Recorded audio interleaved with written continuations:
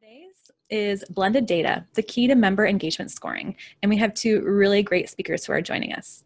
The first is Rob Miller, and the second is Brandon Loishin.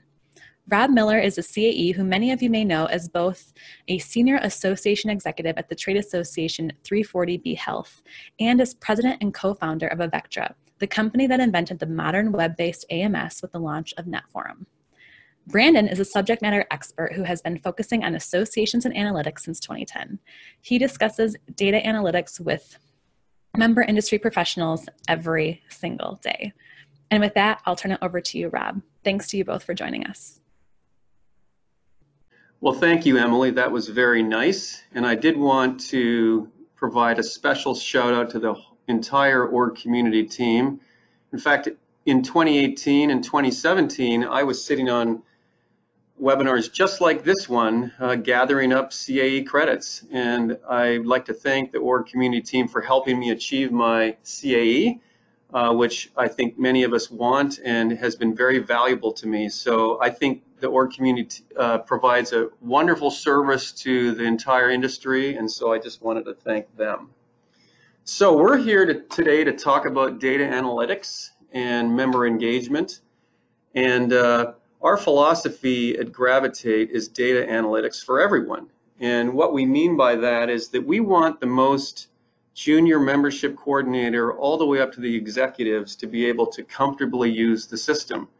And so we put a lot of time into the development of our product to make it easy for everyone to use. We don't want or need the requirement for the IT department involved. They can be involved and we certainly welcome them, but we want everyone on the team to be able to get the reports and data that they want without having to go to the IT department. And that was very important for me when I was the senior vice president at 340B Health, where we were using the Nucleus program. I saw that my staff were able to use it with little to no training, and I think as a result of that, it was very successful. As I said, I was at 340B Health for 3 years, and my job was membership, business development, operations, so I had a fairly large responsibility, and I was working for this great trade association where we supported 1,400 hospital members. We had, as you can see, about 7,500 individuals that we worked with, so we had a really nice sized team. And like all organizations, we wanted to grow our business, provide better service to our membership. And one of the ways that we thought would really help us was to grow the engagement. So let's talk about, the challenges that 340B Health had. So first of all, it was dealing with engagement. And we saw engagement as a number of things. So we wanted to increase member retention.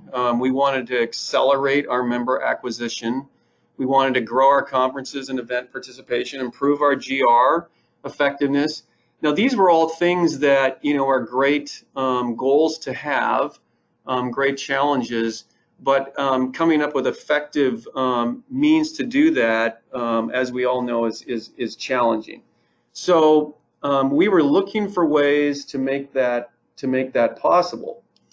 So we had to come up with an approach, and our approach was that we believed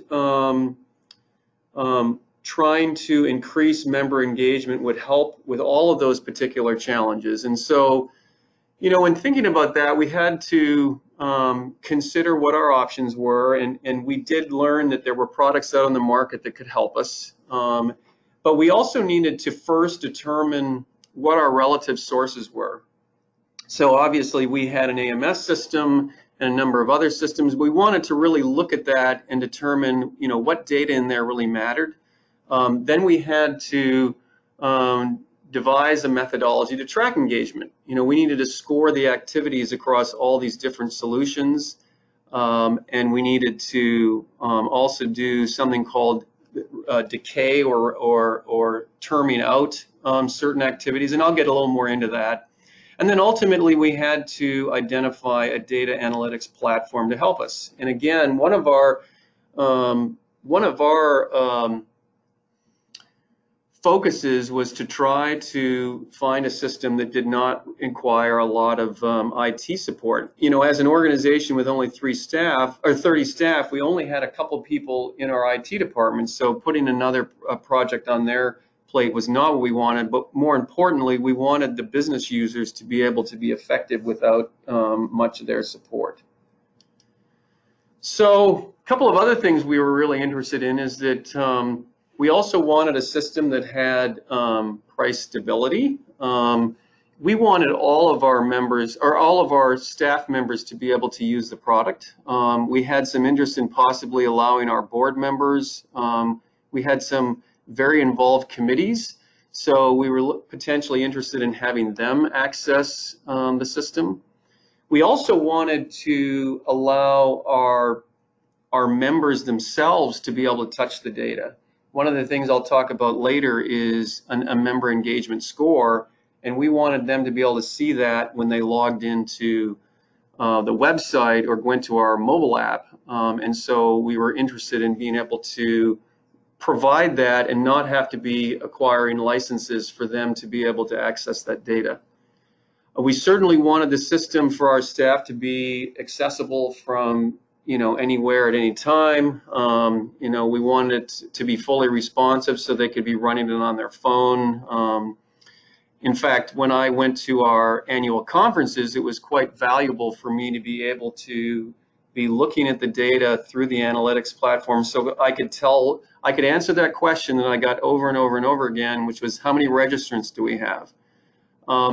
We also wanted a system that would allow for the system to help facilitate the next step. And what I mean by that is that we wanted the system, when you actually went in and did analytics and you studied the data, that once you narrowed it down to maybe a subset of people you were interested in, that it would help facilitate what you do next in terms of further energizing their engagement.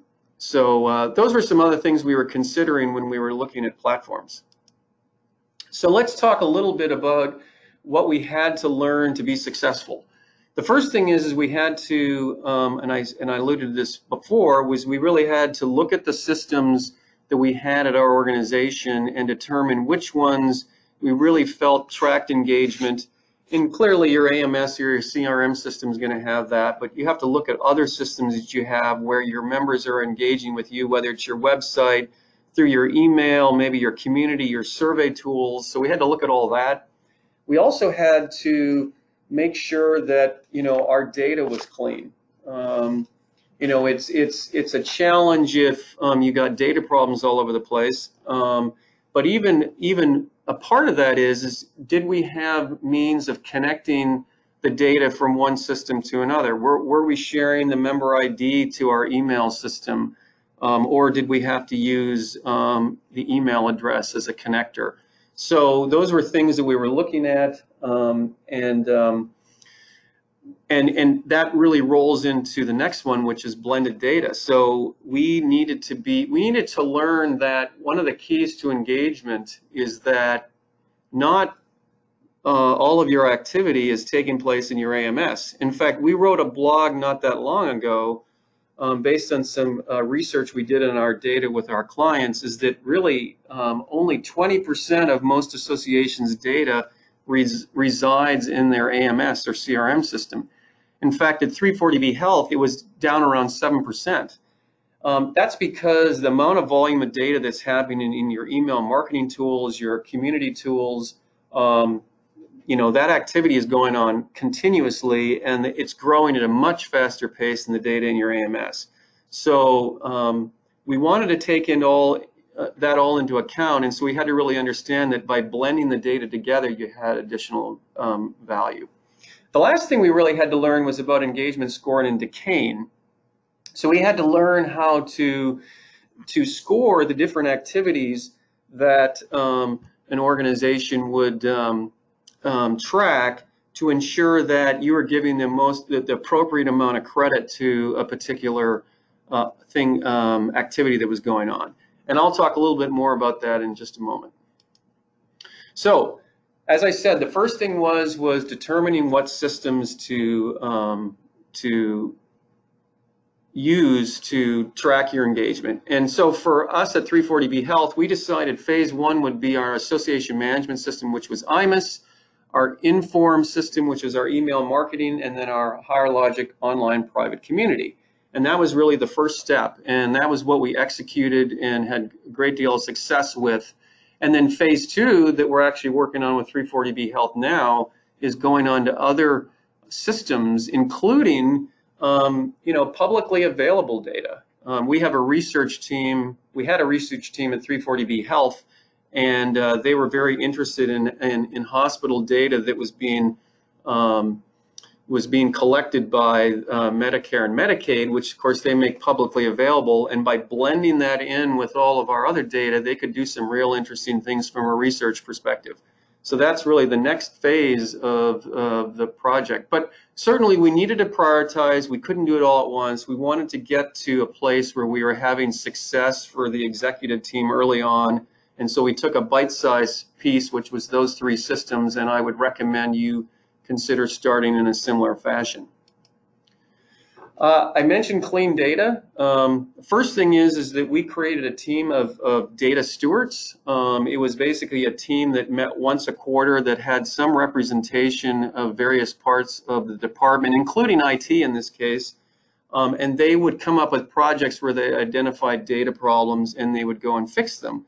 Examples would be as data that's coming in on your website where your members will create they won't take the time to try and log in because maybe they forgot their password. They'll create a new record, and lo and behold, now you have some bad duplicate data. And that just is stuff that happens all the time for everybody, and you just have to clean it up. So we would prioritize what needed to be done on a quarterly basis and take care of these things. As I mentioned, we wanted to make sure we had a common ID across a lot of our systems so we could blend the data together. And then, of course, is doing it consistently, which is why we did it quarterly to make sure it wasn't one mound of work to do at the end of the year. Let me talk about blending now. I've been using that term over and over again, but I wanted people to understand exactly what I mean. So we would take the data, and of course, 340B Health, it was three systems. It was the association management, the e-marketing, social. But I just gave you an example of maybe a fourth system, which is survey. And this is kind of a silly example because I've only got one column in data from these three different systems. But you get the idea that on a logical basis, what we're trying to do is create one really long record of data across all your systems.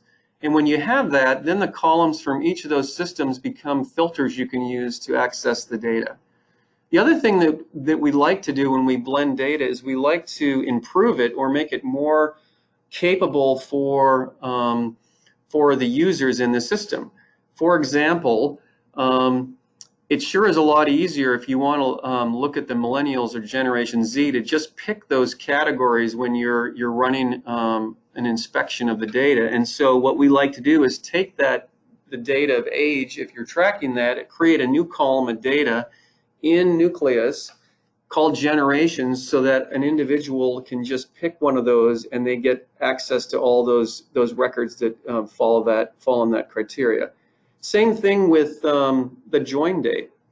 It's a lot easier when you're looking at your data if you want to go after tenure and just say, listen, I want all the individuals or all the companies that have been members for 0 to 3 years, rather than doing greater than less than on the join date.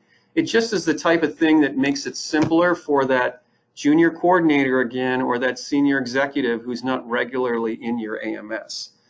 So that is the second thing. The last one I want to mention is that we also take more complex topics like membership, where oftentimes to identify someone as a member, we have to make sure that the regular field in the membership table is selected, they've paid, or they're within their grace, or they have an active status.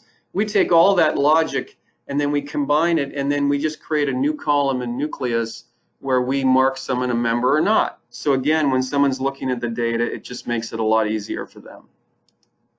So how does the scoring and decay work? So what we did is we came up with a methodology where we would give points for every activity that people were having in one of these three systems. So let's start with the easiest thing, which was Informs, our email marketing. We were giving 1 point for an open and 5 points for a click. And then across the higher logic, which was our community, we were giving various levels of points. In this case, 1 for many of these things. But if somebody posts something, we were giving them 5, or they were replying, we were giving them 5. And then within the AMS or IMAS system, we were giving various levels of points. Maybe for a webinar, you'd give 50 points. As you can see, for our annual conference, we were giving 200 points. Maybe for attending a roundtable, this is a non-paid roundtable, and that would be 100 points. But then there are other things such as you know, we were as a trade association, we did a lot of advocacy and lobbying. So we really cared about how our members were interacting with members of Congress. So maybe we would give 150 points for calling a member of Congress, maybe 250 points for writing a letter to an editor of a local newspaper supporting the organization. Maybe you'd give points for, you know, a couple hundred points for being on a committee, certainly points for PAC contributions, fundraising activities, that type of thing. So then what happens is the system collects all this data on these individuals, and you start figuring out who your most engaged individuals are. And then, of course, as 340B Health being a trade association, we then grouped that all together and rolled it up to the organization that they worked with, the hospital they worked at. And then at our organization, we also had health systems that rolled up from the hospital. So we had engagement scoring at the individual level, the hospital level, and the health system level. And lo and behold, what they did for us is suddenly we had a great deal of information about the member engagement of our members and non-members, for that matter. And it was quite effective, because what happened is that we immediately knew who our least engaged members were. And those least engaged members are obviously your retention challenges. We also learned who our most engaged non-members were, who clearly are your acquisition targets. We also had a nice surprise. We would be getting a new board member, you know, every year. Somebody would change, and we oftentimes would get about 75 nominations for that. And by using the engagement scoring, we were quickly able to whittle down the board nominees to a small subset that we would further research. But it took a process that usually took about 3 weeks down to 3 days because of all that additional information. So with that, I'm going to start wrapping up my part of this. I do want to mention that that we found that by implementing the engagement and implementing the engagement scoring, we just learned so much about our members, and we watched how activities that we were pushing, whether we were pushing an important webinar, would impact certain segments of that membership, and we could target our marketing at those individuals. So you still have time to see a little bit of this. I'm going to turn this over to Brandon, my colleague, now, and I do want to mention that he is going to be showing 340B's site live, and maybe a couple of other sites. And so it is the kind of speed that you would expect if you were running it, and it is you know, implemented and real solutions to these real challenges. So Brandon, I turn it over to you. Thanks, Rob. So what I'm really going to try to focus on today, guys, is just showing you some of the visualizations that you know, we helped 340B Health create during the entire process that Rob was just explaining to us. So essentially the way that Nucleus works is you log into it, it's a URL, you go and you type in your username and password. We can also hook up with your AMS or something like that to bring in over usernames from a different system if that's something that you want to do. But you know, you log in, and the first screen that you're going to see is going to look something like this. And really where I want to start is by explaining the way that engagement scoring for 340B Health is organized within Nucleus. And so the first thing is that the first area, and so what we call carousels, are up here in the left-hand side corner of the screen. And basically you'll notice that there are a number of different engagement carousels that 340B Health has. One of them is organization engagement, then we have individual engagement, then we have individual member engagement. And so because 340B Health is kind of in the unique position, or I guess there maybe are some other associations that are out there where they know who all their prospective members are, you know, we were able to bring in data about the prospective members as well. And so when we take a look at organizational engagement, in individual engagement, we're looking at not only members, but also prospective members.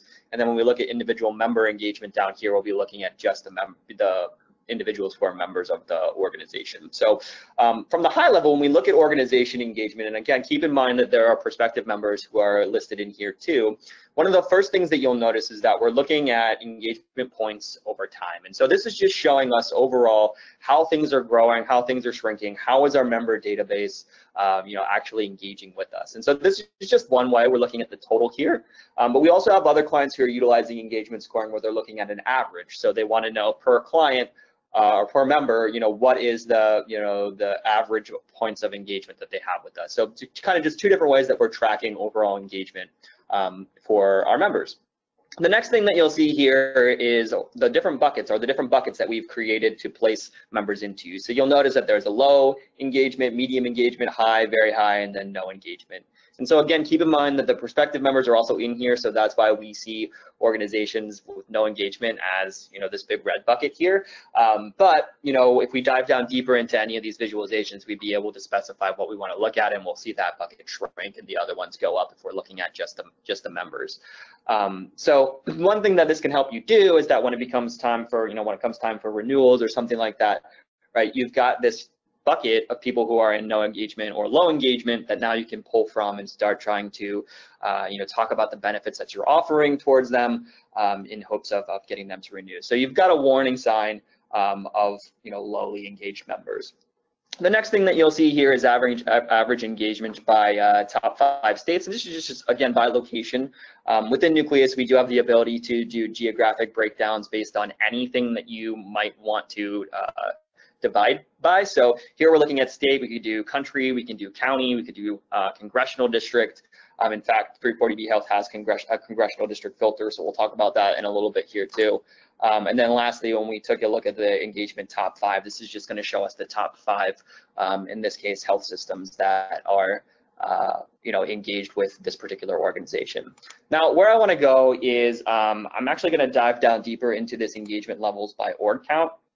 And so what this will allow me to do, and it's just going to pop up here in just a second, is start to identify and filter by other criteria over here on the right-hand side of the screen. So for instance, you'll see that congressional district, where if I had, somebody, or I'm doing some advocacy in a particular congressional district, and I want to find a member who's highly engaged in there and maybe ask them to do something, for us in that district. Right, I can go ahead and just pop up my filters here, select who that, what the congressional district that I need, and then down at the bottom of the screen, I can actually access the data table that allows me to see who are the members that are engaged in that particular congressional district. So for instance, if it was congressional district NY12, now I'm looking at, so I can filter and sort this guy down here at the bottom. So now I can look at either the least engaged members, or if I want to look at the most engaged, I can flip it the other way. And so now if I'm looking in congressional district 12 and I want to find the highest engaged person, I can see that it's NYU, I think it's Langone Hospitals, if I move this over here.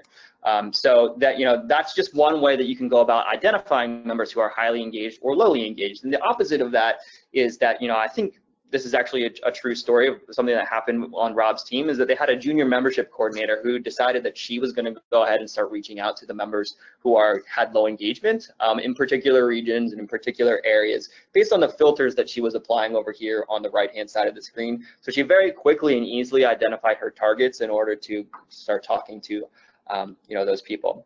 The other thing that you can do is that when we're looking at the member type or the member status over here on the right-hand side of the screen, this is where we're going to see those members or prospective members. And this comes into play when we're, again, taking a look at that total engagement points that is happening over here on the left-hand side of the screen. And so if I apply the prospective member, I can then very quickly and easily find members who find prospective members who aren't members yet but have engagement with the organization. So again, gives us a very quick and easy list to target. So the other thing that I want to point out here too is that if we look at this organizational points by activity, it'll take just a second for it to load up here, but what it's going to show me is actually all the individual activities that are taking place. So not only can I look at it from an aggregate, but I can also dive down deeper into, I want to see each of the individual activities that are happening. I can start doing things like comparing people who are in engagement levels. Like if I wanted to find out from, who's in the low level and what have the people in the medium level done that the low level people haven't. And then maybe I can start identifying, well, this hospital is interested in this, and then they, engage when I talked about this, so I can start, figuring out types of content to apply to different groups or different segments of my membership. The last thing that I want to talk about is the example that Rob mentioned a little bit earlier, where they use their engagement scoring to help them identify a new board member. And so when I look at my individual engagement here, again, you're going to notice, because these are all the actual members that are a part of the organization, that no engagement bucket has shrunk here, and it's smaller. But one of the things that Rob's organization utilized this for was for finding, I guess when they have a call for board members, they typically have around 75 people apply or put their name into the hat to become that particular board member. And so what they were able to do is use the engagement scoring here at the nucleus. And if we look at this, top 5 engaged, it's going to give us a list of the members who are engaged most frequently and have the most points. And so when it pops up here, what they were able to do is automatically just apply a filter to find those people that had applied for this, open board seat, and just kind of only take the top 10%, the most highly engaged members who had applied for that, or nominated for that. So, that was one of the things that they were able to do that would have taken them weeks to go ahead and find out and research how engaged all these people actually are with the organization beforehand. Thank you, Brandon. I see we still have a little time for some questions, so we'll get to those. But before I do, I wanted to make sure that you knew that I will be attending the Org Community Solutions Day on September 19th, both as a sponsor and a speaker. And I'll be speaking on engagement and member-facing analytics. So if you'd like to learn more about, first of all, about engagement or about member-facing analytics, please stop by and come to that presentation, come to the whole event, but please stop by and say hello to me, because I would like to talk to you about any analytics challenges or goals that you have. So on to the first question. I have a question here that says, how did you determine what score to give each activity? This is a great question, and quite frankly, the answer is we guessed. And the way we guessed is we determined what we thought the relative value of things were. Certainly, we thought the value of an email was very low as compared to what was our most valuable thing, which is somebody calling a member of Congress. So we essentially arrayed all of the rest of our activities between a score of 1 for an email all the way to score of 500 for calling that member of Congress. So. And then what we did is at the end of the first year, we evaluated the success of that, and then we made some minor modifications to the scoring because the solution handled that. So my recommendation to you is to just give it your best shot. Make sure you have key people in the office to debate it, but then march ahead. The second question is on blending. The questioner asks, we have a great many systems. What are the factors or considerations when connecting them? I think the biggest factor first is go with the systems that you believe your members, your non-members are having the most interaction with, because that's where the real activity happens. And then certainly for a phase 1, pick the ones where you have the ability to easily connect the systems. So if you have your ID from your AMS in your email marketing tool or your maybe a community tool, those are great ones to start with, or if you can connect through email address. If you don't have those connections yet, then I would say that for those you have to work on that before you consider bringing them into being blended. The third question is how long does it take to implement an analytics platform? Well, I'm sure that's different from any solution that you're dealing with, but at Gravitate, it takes us about 6 weeks to implement production-ready software that can really start helping organizations analyze their data, and that includes connecting the systems, blending them together, and then building out the visualizations. What of course helps us is we have an entire set of baseline visualizations that we start with, and so we're not starting from scratch. We're starting from that 95% range, and then we work with you to make sure that we have visualizations that perfectly match what you need. Thanks again to both of our speakers, Rob and Brandon, for joining us, and to all of you.